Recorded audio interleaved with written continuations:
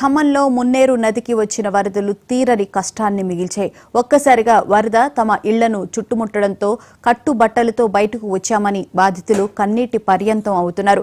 ఇళ్లలో ఉన్న సామాన్లన్నీ వరదకి కొట్టుకుపోయాయని, ఇళ్లు మొత్తం బురదమయం అయ్యాయని ఆవేదన వ్యక్తం చేస్తూ ఉన్నారు.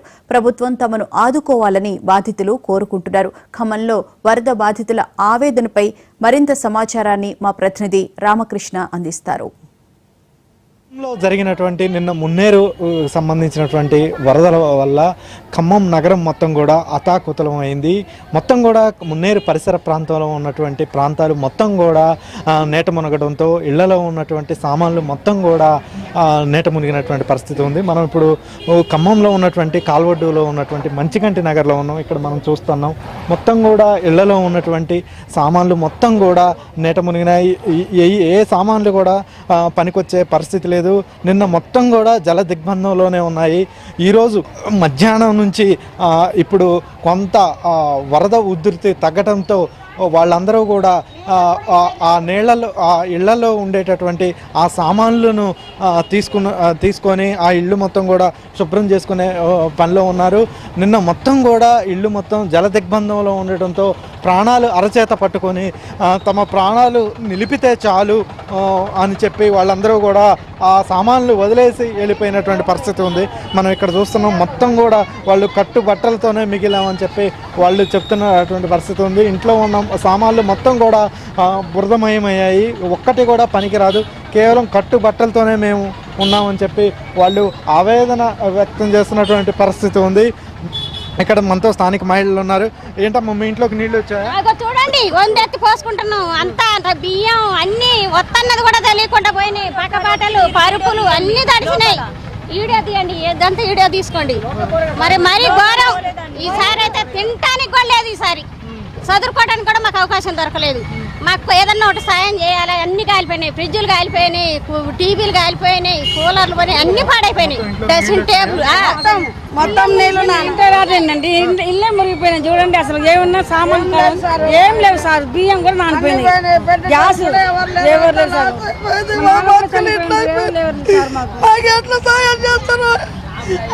ఏం లేదు. ఇల్లు మొత్తం గుళ్ళ బుడద అసలు ఇల్లు మొత్తం అన్ని పైన ఇంట్లో సామాన్లు అన్ని పైన తలపెళ్ళి మాకెవరు కాపాడుకోండి. ఇక్కడ మనం చూస్తున్నాం వాళ్ళందరూ కూడా బాధితులందరూ కూడా కన్నీటి పర్యంతం అవుతున్నటువంటి పరిస్థితి ఉంది. తాము కట్టుబట్టలతోనే మిగిలామని చెప్పి చెప్తున్నటువంటి పరిస్థితి ఉంది. మొత్తం కూడా ఇళ్లలో ఉన్నటువంటి సామాన్లు మొత్తం కూడా జలమయమైపోయాయి. కేవలం తమ ప్రాణాలు దక్కాయి తప్ప మొత్తం తమ కట్టుబట్టలతో మిగిలామని చెప్పి వాళ్ళు కన్నీటి పర్యంతం అవుతున్నటువంటి పరిస్థితి ఉంది.